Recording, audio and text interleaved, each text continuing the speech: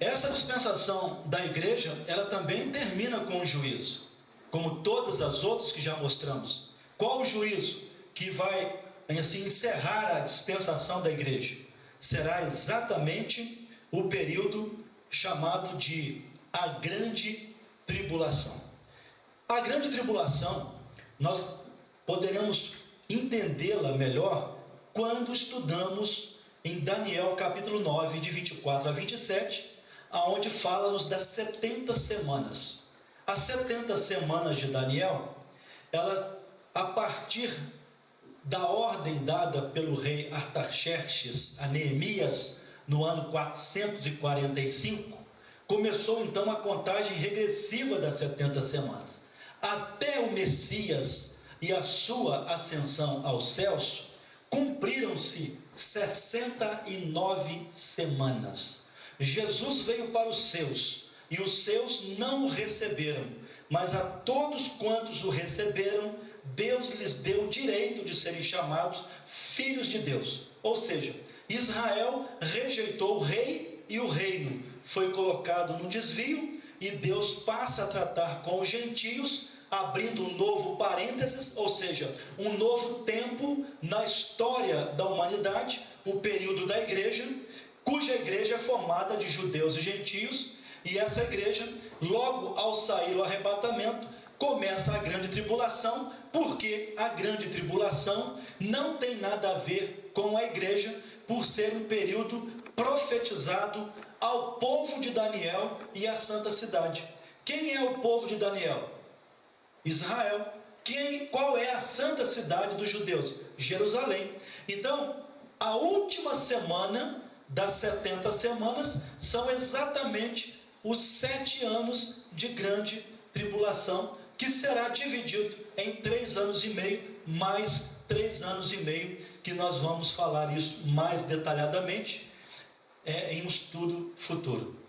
Então, o juízo que encerra a dispensação da igreja para os não arrependidos vai ser as pragas do Apocalipse, começando com os 7 selos, as 7 trombetas e as 7 taças, onde será consumada a ira de Deus. Um abismo puxando outro abismo, juízo sobre juízos para aqueles que rejeitaram a graça e a salvação de Deus em Cristo Jesus. Sofrerão amargamente os juízos da grande tribulação e depois então irão precipitar no mais profundo dos infernos.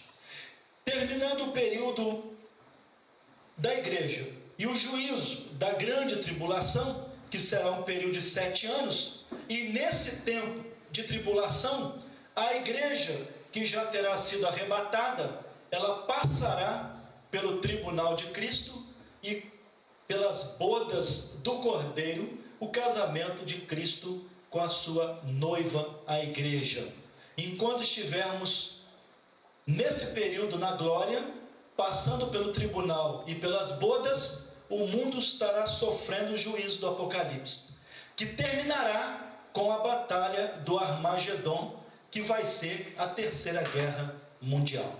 Terminando então a batalha do Armagedon, Jesus, ou melhor, antes de terminar a batalha do Armagedon, ou seja, no final da grande tribulação, Jesus virá com poder e grande glória, já com a sua igreja glorificada, triunfante, e reinará durante 1000 anos.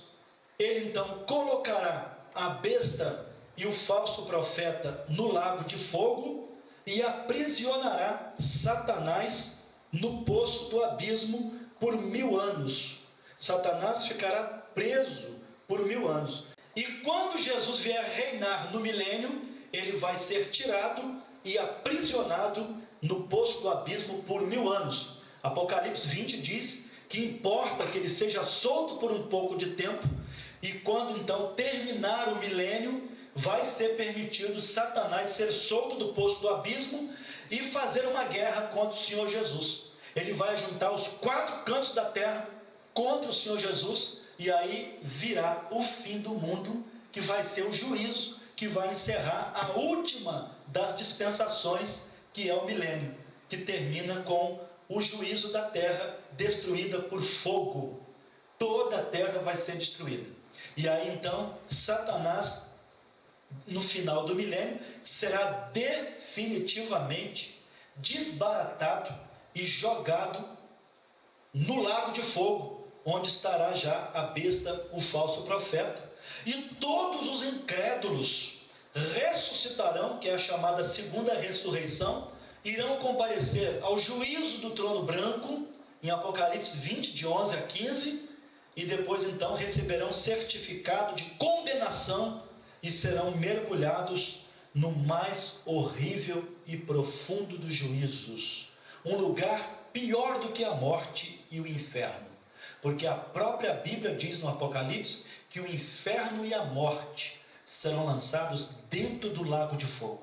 O inferno está nas profundezas da terra, mas o lago de fogo, ninguém sabe aonde ele se localiza, porque os céus e a terra serão destruídos e o mar não mais existirá. Mistério de Deus. Mas será um lugar horrendo, onde o seu bicho não morre, seu fogo não apaga, e um tormento para todo sempre, para o diabo, seus anjos e todos aqueles que rejeitaram o Senhor Jesus como único, suficiente e eterno Salvador. Então assim nós terminamos uma abordagem panorâmica da espinha dorsal, as 7 dispensações, mostrando que cada uma delas termina com juízo e depois então vem o fim do mundo. E logo se nota que nós temos uma distinção entre arrebatamento da igreja para segunda vinda de Cristo à terra, depois dos 7 anos da tribulação e do fim do mundo. Porque para muitos irmãos, muitos crentes evangélicos, a ideia é que arrebatamento é o fim do mundo. Aconteceu o arrebatamento, a segunda vinda, acabou tudo. Não! Eu vou te dizer uma coisa: se acontece o arrebatamento hoje, o mundo ainda dura 1007 anos. 7 anos da grande tribulação e mais 1000 anos do milênio, depois que virá o fim do mundo. Um texto muito pregado de forma errada, Mateus 24, 14. Enquanto o evangelho do reino não for pregado a todo o mundo, não virá o fim. Aí tem gente falando que enquanto a igreja, a gente não pregar o evangelho no mundo todo, Jesus não vai vir arrebatar a igreja. Primeiro, não está falando da igreja. Segundo, não está falando de arrebatamento. E mais um detalhe, está falando da pregação do evangelho do reino, e não o evangelho da graça. O evangelho do reino, ele foi pregado a Abraão, no princípio, está lá em Gálatas 3:8, que Deus pregou o evangelho a Abraão. O evangelho do reino foi pregado a Abraão, pregado pelos profetas do Velho Testamento, pregado por Jesus e João Batista. O povo de Israel rejeitou o reino e o rei, e o evangelho do reino encerrou-se. Como podemos notar pelo mapa, essa linha vermelha, ela tem uma queda, colocando Israel num desvio, e Deus tratando com os gentios, formando a sua igreja. Depois que a igreja é arrebatada, a linha vermelha volta a aparecer, ou seja, Israel volta ao cenário mundial. Essa linha vermelha, ela acompanha desde a chamada de Abraão de Ur dos Caldeus, passando pelo Egito, travessando o Mar Vermelho, rodeando o deserto por 40 anos, chegando em terra prometida, as 12 tribos sendo divididas, 10 foram levadas para o cativeiro da Síria, nunca mais voltaram, se dispersaram. As outras 2, Judá e Benjamim, foram levadas para o cativeiro de Babilônia, cabeça de ouro da estátua de Daniel 2. Veio o período do Império Medo-Persa, os peitos e os braços de prata. Período do Império Grego-Macedônio, pelo ventre e as coxas de cobre. E depois, então, no nascimento de Jesus, o Império Romano, representado pelas 2 pernas de ferro, o Império Romano Oriental e Ocidental, tudo nesse período da dispensação da lei até o surgimento do primeiro advento do Messias. Isso tudo acontecendo nesse período da dispensação da lei e no primeiro advento do Senhor Jesus Cristo. Então, o que nós estamos a observar? Israel veio passando pelo reino babilônico, Medo-Persa, Império Grego, Império Romano, rejeitaram a Cristo, foram colocados no desvio. Israel ficou disperso por quase 2000 anos, sem terra, sem pátria, porém sem perder a sua identidade, a sua cultura, seu idioma. E aconteceu que houve um período de 400 anos de silêncio de Miqueias, ou Malaquias, melhor dizendo, perdoe, Malaquias, até João Batista, quando Deus então volta a falar com o seu povo.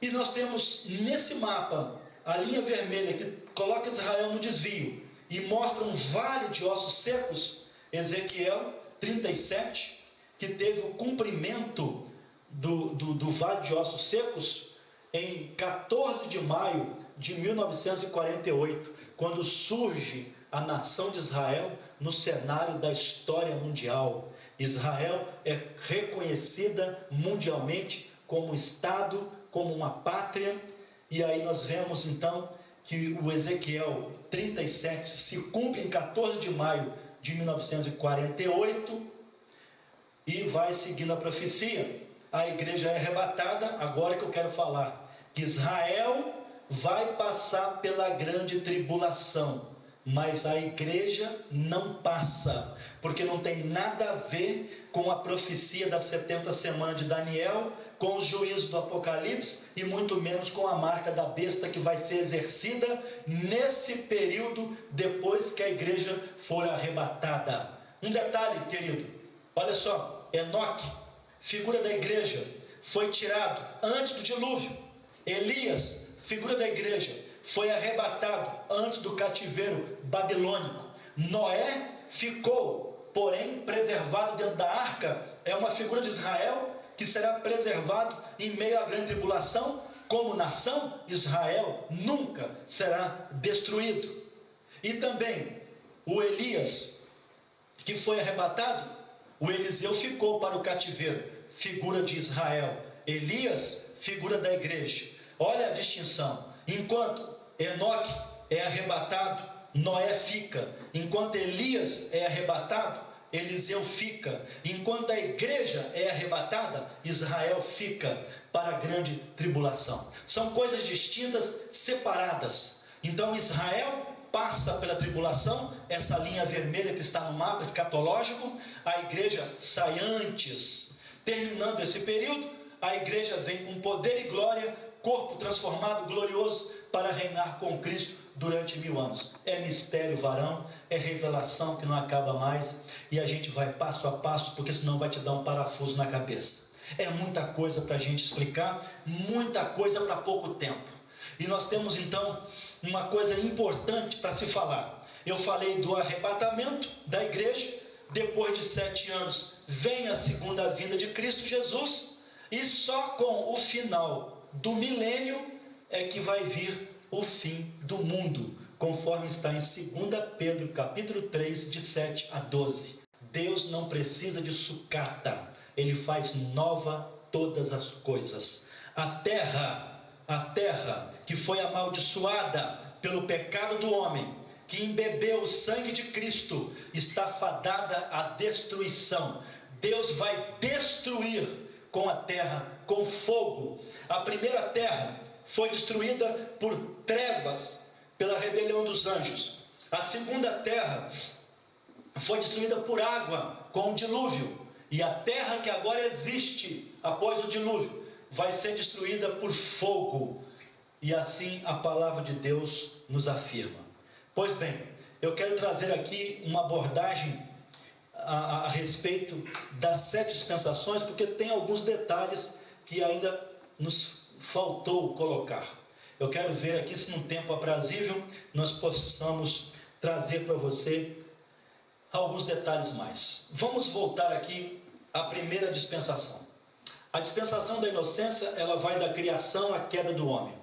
Aqui começa a história da humanidade, o primeiro período de tempo em que a criatura humana é colocada à prova quanto à sua obediência e fé. E é bom lembrar um detalhe, que Adão ele foi criado perfeito, dotado de inteligência, ele era, porém, inocente quanto à grandeza do bem e à extensão do mal. Inocência, meu irmão, não é sinônimo de ignorância. Desde o momento em que nossos pais desobedeceram, perderam a glória e a comunhão com Deus, tanto eles como toda a raça humana. Deus fez então uma exigência explícita: de toda a árvore do jardim comerás livremente, mas da árvore da ciência do bem e do mal, dela não comerás, porque no dia que dela comeres, certamente morrerá. Porém, o homem desobedeceu a ordem do seu Criador. Nós podemos principiar os nossos caminhos, amigo, mas o fim, quem determina é Deus. Embora Deus perdoe o pecador, as consequências do pecado temos que sofrê-las. Nós vemos então nesta dispensação que Adão ele foi criado adulto e perfeito, dotado de inteligência, pôs nome a todo gado, ave e animal do campo, segundo suas características ou espécie. Impressionante. Isso mostra a capacidade, a inteligência de Adão. A Bíblia nos informa que Adão ele é a imagem e semelhança de Deus, não a espécie do macaco. Ele também é figura de Jesus, conforme Romanos, Paulo bem descreve no capítulo 5. O primeiro Adão ele foi feito em alma vivente. O último Adão, Jesus, em espírito vivificante. Aleluias, glória a Deus. Isso é fundamental você saber disso. Assim que em Adão todos morreram e são condenados, em Jesus todos podem ser vivificados e justificados. Glória a Deus. E assim como do lado de Adão ficou a marca de onde saiu a sua companheira, também do lado de Jesus existe e existirá para sempre a marca de onde a igreja, a esposa do Cordeiro, foi tirada. São detalhes impressionantes. E assim também, deixa eu te dizer mais isso, como o jardim do Éden estava incompleto sem a presença da mulher, também o céu está hoje incompleto sem a presença da igreja. E não tem ninguém mais que almeja, que anseia por ver a sua noiva do que o Senhor Jesus.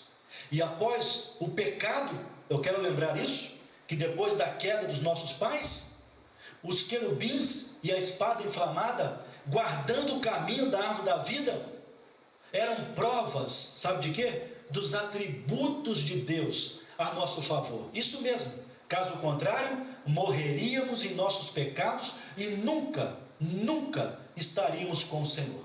Bendita proibição, louvado seja o Criador. Olha, a segunda dispensação, alguns detalhes também.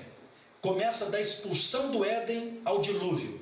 Na dispensação passada, nossos pais eram inocentes quanto à grandeza do bem e à extensão do mal. Mas agora eles passaram a ter uma consciência da grandeza do bem, que por si mesmos não poderiam alcançar, e do terrível mal, que por si mesmos não poderiam evitar. Guarde bem isso. Nesta dispensação, vemos Caim matar o seu irmão Abel. Lamentavelmente, os homens de hoje também têm entrado pelo caminho de Caim, conforme está lá em 1 João, capítulo 3, Judas também fala sobre isso.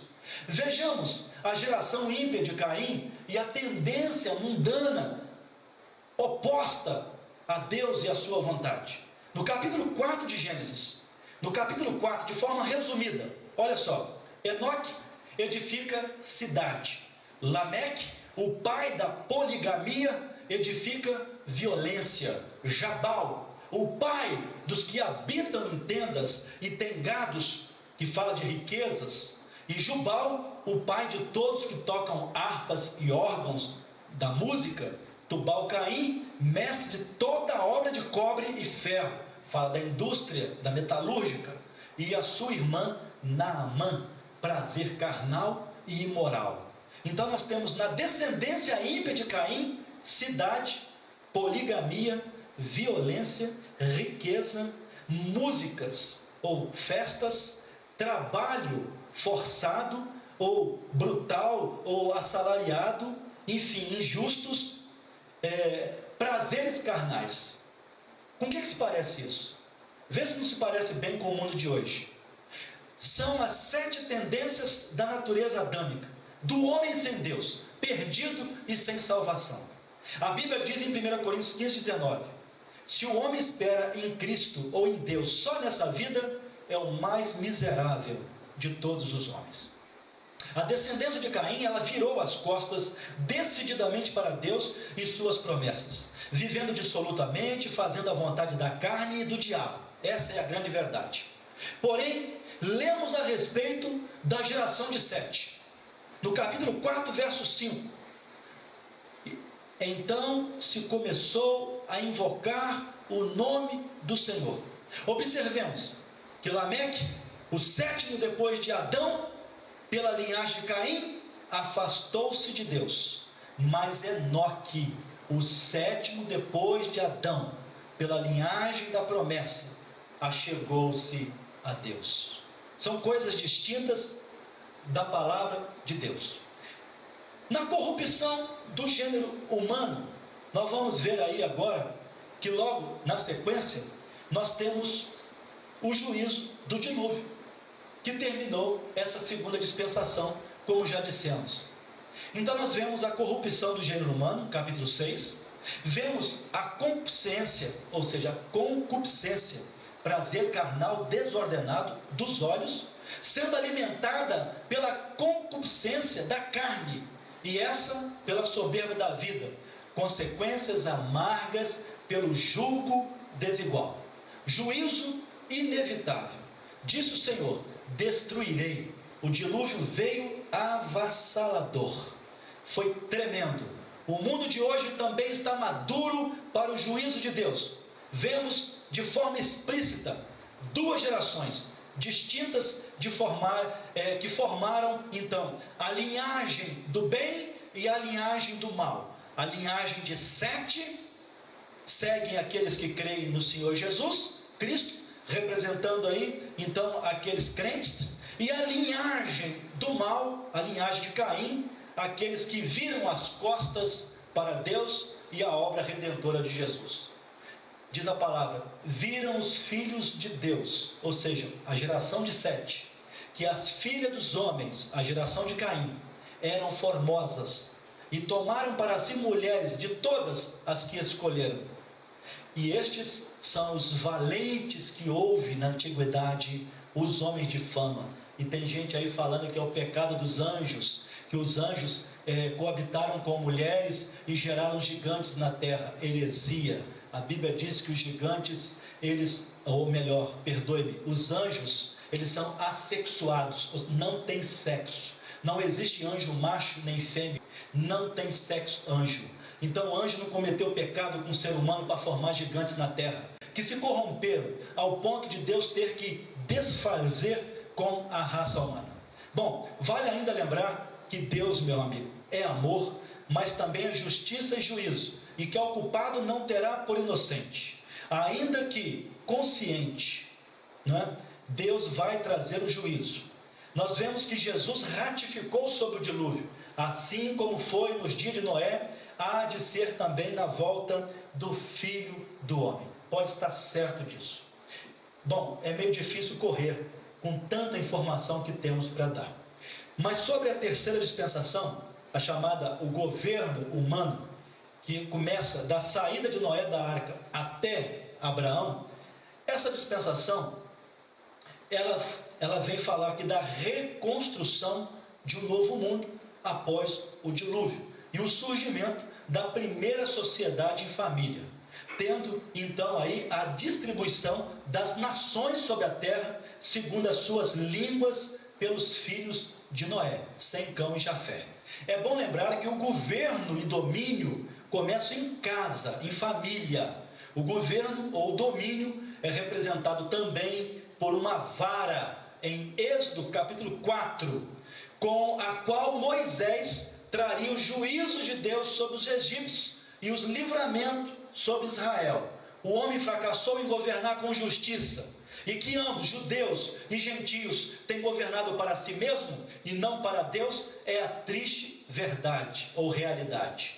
Este fracasso foi visto de um modo geral na confusão de Babel, no fracasso de Israel, no período da teocracia, que terminou com o cativeiro de Babilônia, também no fracasso das nações, nos tempos dos gentios, em especial hoje, no regime da democracia. Mas finalmente, o governo humano e anticristão vai dar lugar e ser sobrepujado pelo reinado glorioso de nosso Senhor Jesus Cristo, cujo direito de reinar é incontestável e um domínio que não terá fim.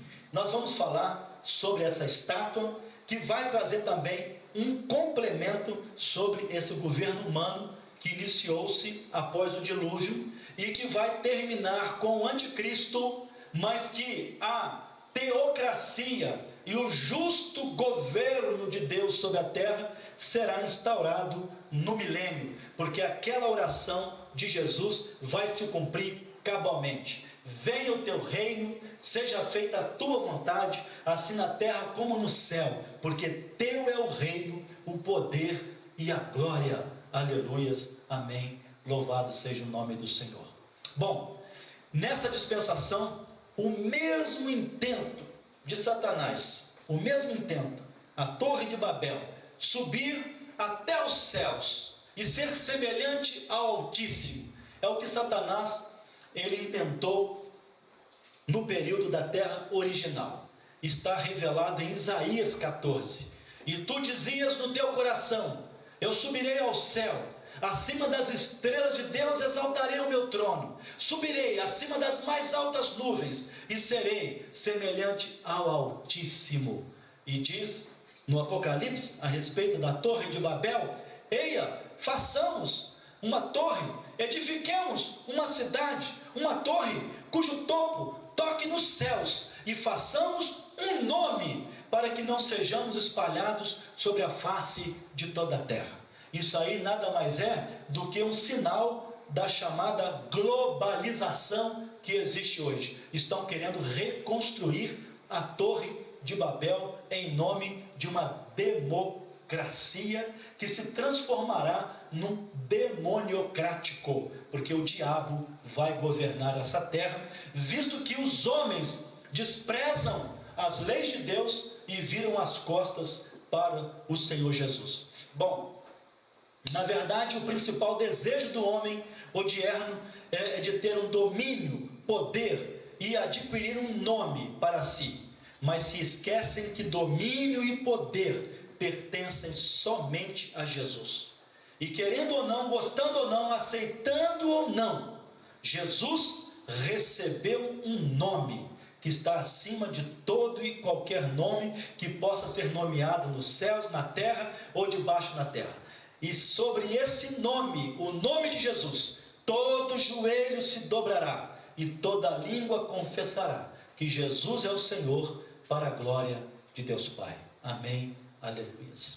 Bom, passando agora para a patriarcal, essa quarta dispensação, que começa com a chamada de Abraão e vai até a escravidão do povo de Israel no Egito, com a sua saída tremenda, milagrosa, a partir ali do Mar Vermelho, indo à terra prometida.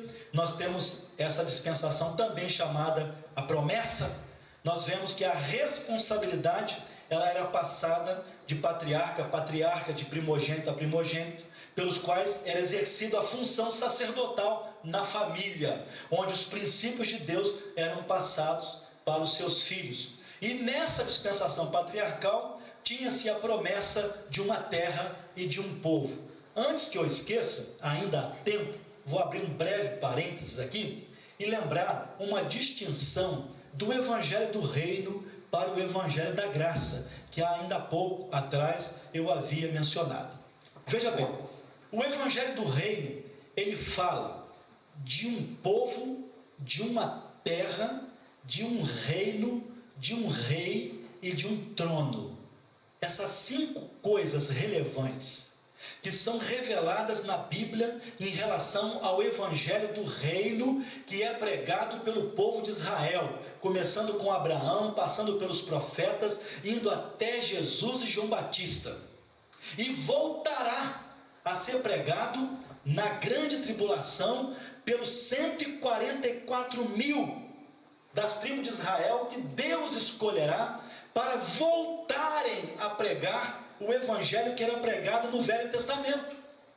A igreja vai estar ausente, o Evangelho da graça terá encerrado, mas o Evangelho do Reino voltará. Lembra de Mateus 24:14? Enquanto esse Evangelho do Reino não for pregado a todas as gentes, não virá o fim. Então, esse Evangelho do Reino foi pregado de Abraão até a morte e ressurreição de Cristo, vai ser pregado na grande tribulação durante os 1000 anos do reinado de Cristo, para depois então vir o fim do mundo. Então, quem não ouviu o Evangelho do Reino, está ouvindo da graça, e quem não está ouvindo da graça, vai ter a oportunidade de ouvir do Reino. As pessoas estão desculpáveis. Deus não permitirá ninguém ir para o inferno sem desculpa, porque o Evangelho é anunciado a todos. Então, o Evangelho do Reino tem essas 5 características. É o Evangelho que fala de uma terra, de um povo, de um reino, de um rei e de um trono. Isso você não vê no Evangelho da Graça. Olha a diferença. O Evangelho da Graça, ele fala, sabe de quê? De uma cruz, de uma morte, de uma ressurreição, de um Salvador e de uma vida eterna. Fala sério. Você vê isso no Velho Testamento? Você vê essa pregação nos profetas? Em João Batista? Está de brincadeira comigo. Olha a distinção. Evangelho da Graça é pregado pela igreja. Evangelho do Reino é pregado por Israel, que fala de um povo, de uma terra, de um reino, de um rei, de um trono. Mas o Evangelho da Graça, que nós, a igreja, prega, fala de uma cruz, de uma morte, de uma ressurreição, de um Salvador e de uma vida eterna. Aleluias. Meu irmão, então nós temos aqui na dispensação patriarcal a promessa de uma terra, de um povo, e falando a respeito dos descendentes de Abraão segundo a carne, que é o povo de Israel, que nos deu a Bíblia e o Senhor Jesus Cristo. 2 maiores bênçãos para o mundo advém dos judeus, que é tão escrachado pelos gentios, pela humanidade toda, né? Pois bem, nós vamos caminhando aí e almejando o cumprimento da promessa já do jardim do Éden, que da semente da mulher nasceria um que esmagaria a cabeça da serpente. Aí a gente vê toda a extensão dessa dispensação, mostrando promessas a Abraão e aos seus descendentes, o povo de Israel, mas que nós, pela fé, também nos tornamos descendentes de Abraão. Olha a distinção. Israel é um descendente de Abraão segundo a carne, e Israel está voltado para as bênçãos políticas, sociais, físicas, terrenas, materiais. Já a igreja é um povo celestial, é um povo segundo a fé de Abraão, e não segundo a carne de Abraão. E nós estamos ligados, focados com Deus nas promessas feitas a Abraão, no sentido de cidadãos dos céus. Aqui nós somos peregrinos e forasteiros. A nossa vida é testemunhar e pregar a morte de cruz e a ressurreição de Jesus, a justificação do pecador pela fé, num arrependimento sincero, numa volta a Deus, crendo no Senhor Jesus. Essa é a missão da igreja. Enquanto Israel é um povo terreno, a igreja é um povo celestial. Enquanto Israel é um povo descendente de Abraão segundo a carne, a igreja é um povo descendente de Abraão segundo a fé. Interessante que em Gálatas, ele fala para nós que pela fé, né, nós somos filhos com Abraão, e que nós somos herdeiros com Abraão, e que nós fazemos parte das promessas de Abraão. Em Gálatas 3, no versículo 7, no versículo 9 e no versículo 29. Depois você dá uma conferida, porque o tempo não me permite mostrar e ler tantas escrituras para provar a nossa pregação.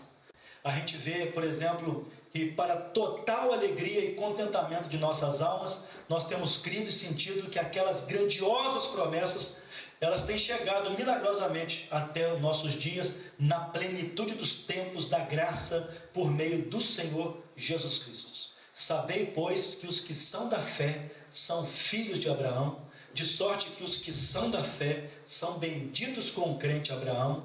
E se sois de Cristo, meu irmão, então sois descendência de Abraão e herdeiros conforme a promessa. Amém? Deus, o Senhor, te abençoe. Vamos então chegando à quinta dispensação, a dispensação da lei, que foi de Moisés no Monte Sinai até a morte e ressurreição de Jesus.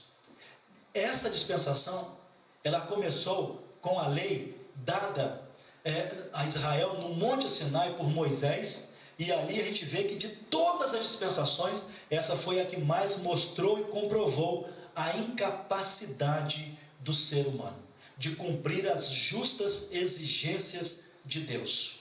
Pois bem, nós vemos ali o cumprimento da lei, de toda a lei de Deus, que foi possível somente a um homem nessa terra. O Senhor Jesus cumpriu toda a lei e toda a exigência de Deus. A lei, ela veio para mostrar o quão distante estamos do Criador.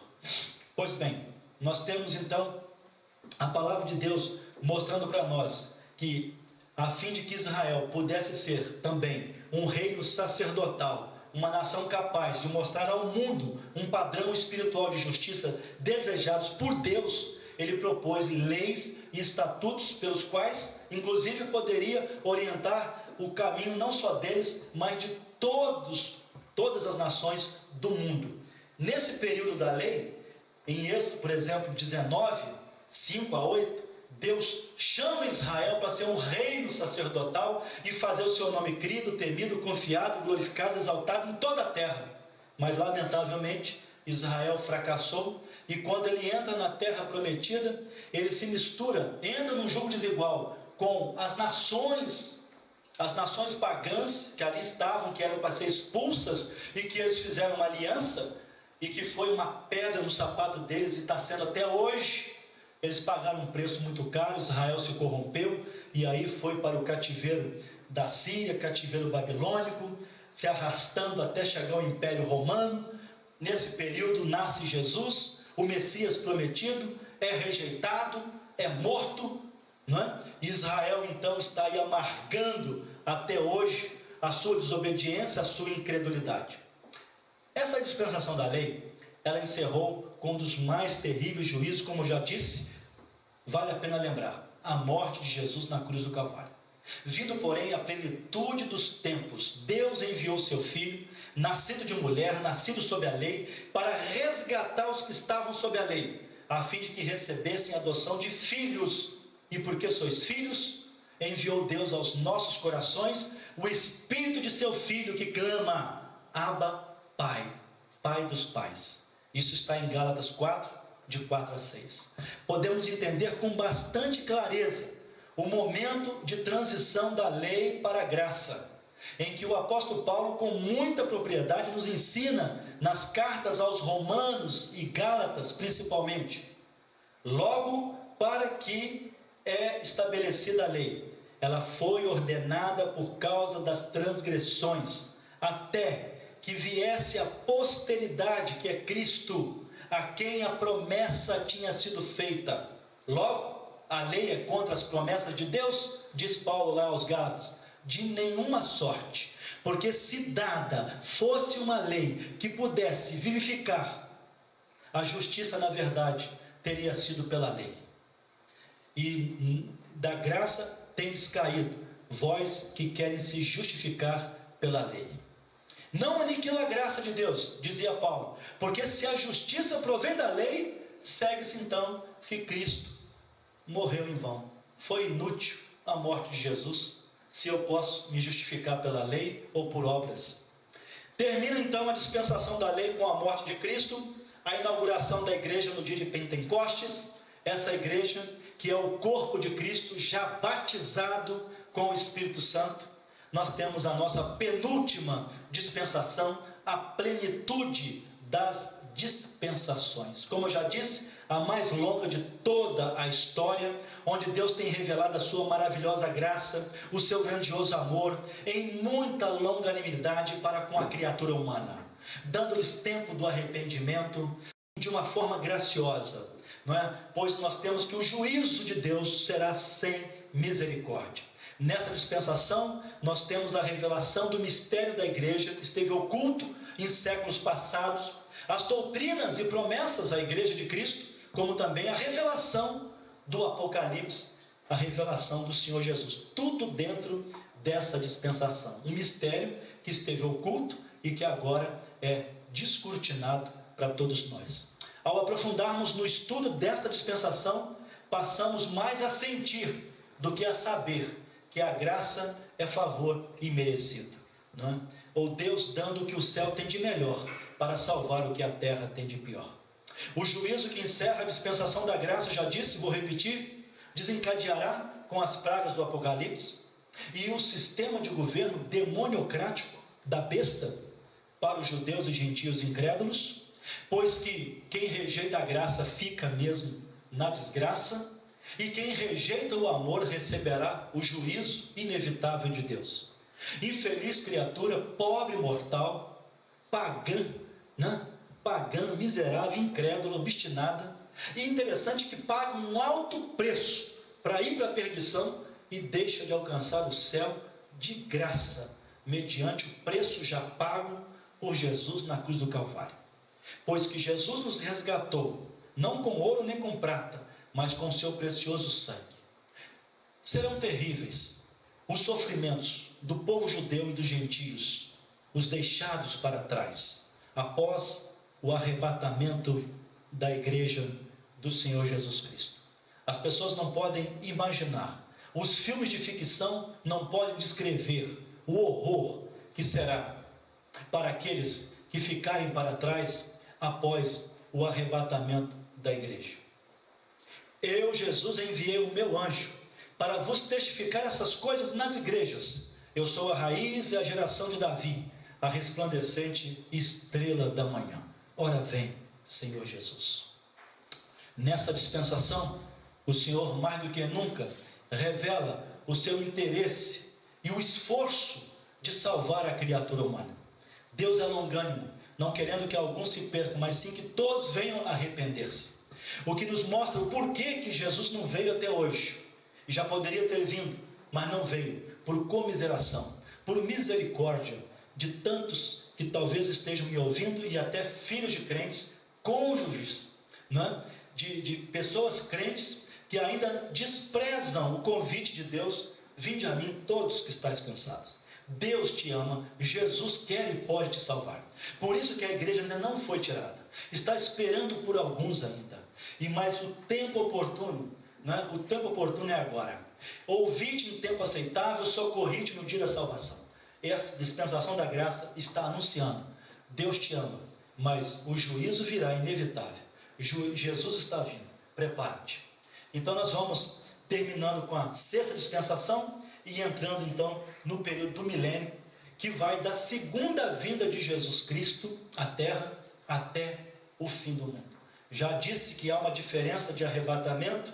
Esse arrebatamento vai ser nos ares, ninguém vai ver, num abrir e fechar de olhos. Os crentes vivos serão transformados, os mortos, né, ressuscitarão, e nós estaremos com o Senhor para sempre.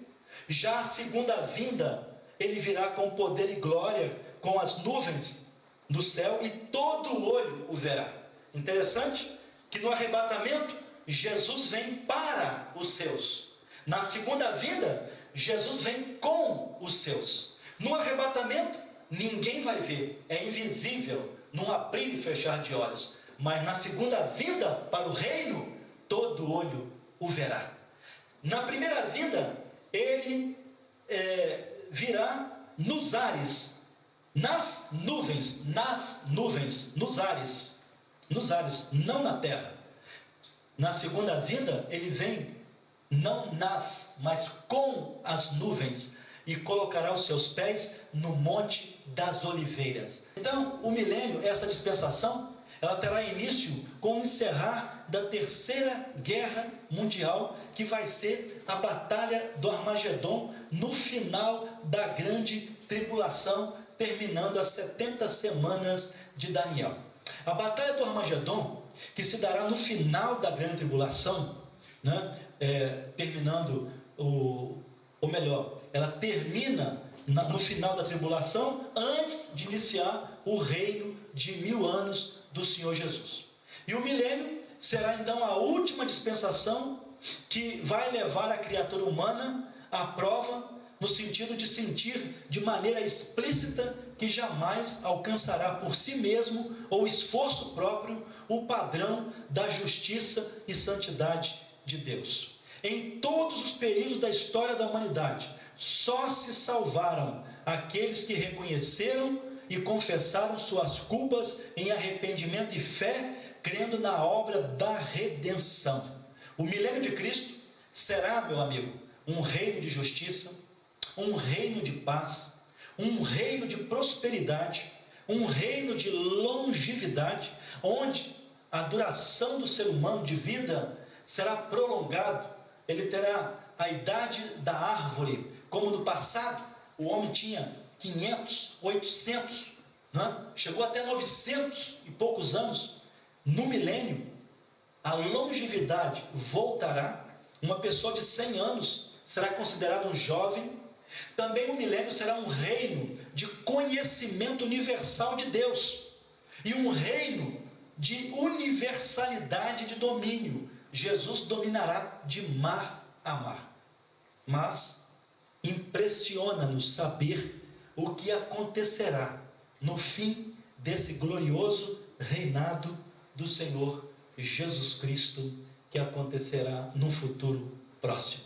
Diz a palavra que, acabando-se os 1000 anos, Satanás será solto da sua prisão por um pouco de tempo e sairá a enganar as nações que estão sob os 4 cantos da terra, Gog e Magog, que significa multidões de povos, cujo número é como a areia do mar, para juntá-las em batalha. E aí diz: subiram sobre a largura da terra e cercaram o arraial dos santos e a cidade amada. Mas sabe o que vai acontecer? Descerá fogo do céu e os devorará, e o diabo que os enganava será lançado no lago de fogo e enxofre, onde está a besta e o falso profeta, e de dia e de noite serão atormentados para todo o sempre. Tem muita gente que pensa que o ser humano vai ser atormentado lá no inferno eterno, que é o lago de fogo. Mas ao contrário, claro que todos vão ser atormentados, mas ao contrário de que se pensa que o diabo vai estar atormentando as pessoas lá no lago de fogo, ele é que vai estar sendo atormentado. Olha o que diz Apocalipse 20, verso 10. 20, verso 10. E o diabo que os enganou será lançado no lago de fogo e será atormentado de dia e de noite para todo o sempre. Para todo o sempre. Eu disse mais atrás que o diabo nunca foi colocado no inferno, nunca.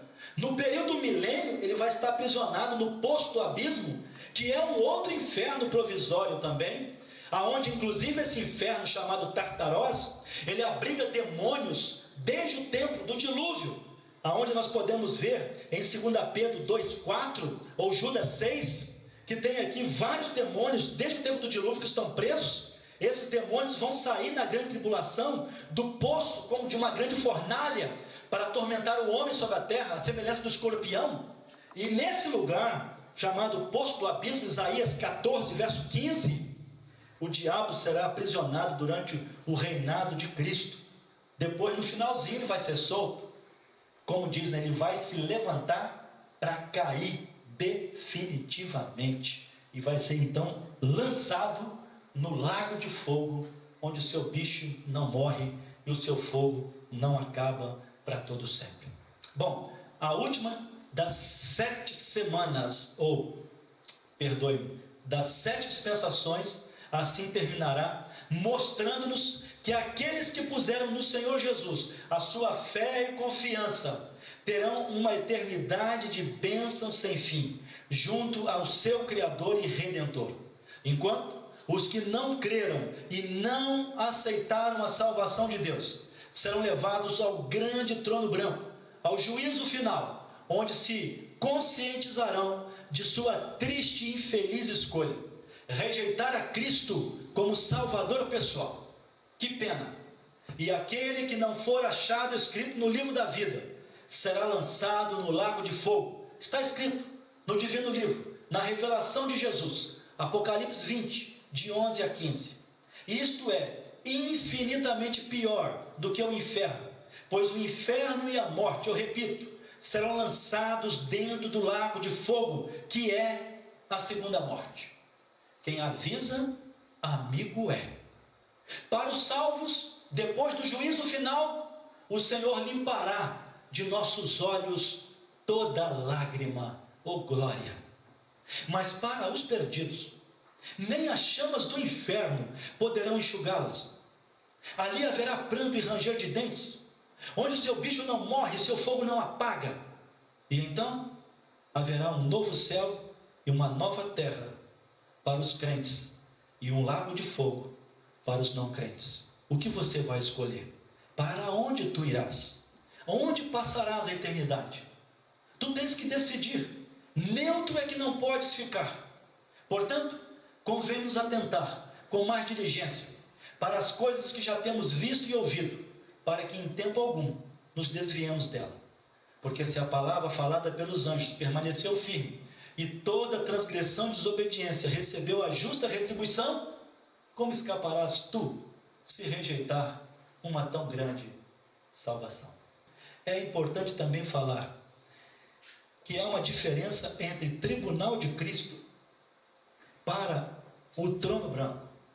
Tribunal de Cristo é um julgamento somente para a igreja, no tocante às suas obras depois de salvo, para receber ou não galardões e ter o privilégio de poder exercer o ministério, o serviço no reino do Senhor Jesus Cristo. Porque nem todo crente trabalhará ao lado de Jesus, ficará no arraial dos santos, mas trabalhar não.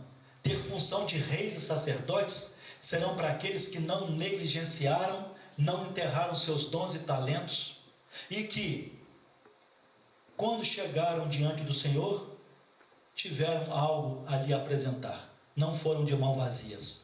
As nossas obras serão provadas, e as que não forem aprovadas serão queimadas as obras. E aí nós vamos receber ou não os galardões e o direito de reinar, trabalhar no milênio ou não.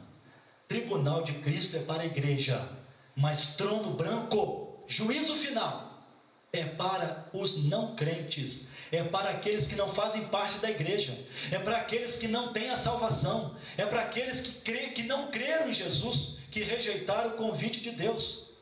Todos os ímpios, desde Abel, Caim, desde Caim, todos os incrédulos de todas as dispensações, de todas as épocas, vão ressuscitar, a chamada segunda ressurreição, e vão comparecer ao juízo do trono branco, e ali abrirão os livros e o livro da vida, e os nomes deles não serão encontrados, e eles serão lançados no lago de fogo, que foi criado para o diabo e seus anjos, porque Deus te criou para a eternidade e para o louvor da sua glória, e Ele é o principal interessado em sua alma e aquele que te ama e quer te salvar. Por isso, não rejeite a palavra do Evangelho e creia no Senhor Jesus como seu único, suficiente e eterno Salvador. Deus, o Senhor, te abençoe.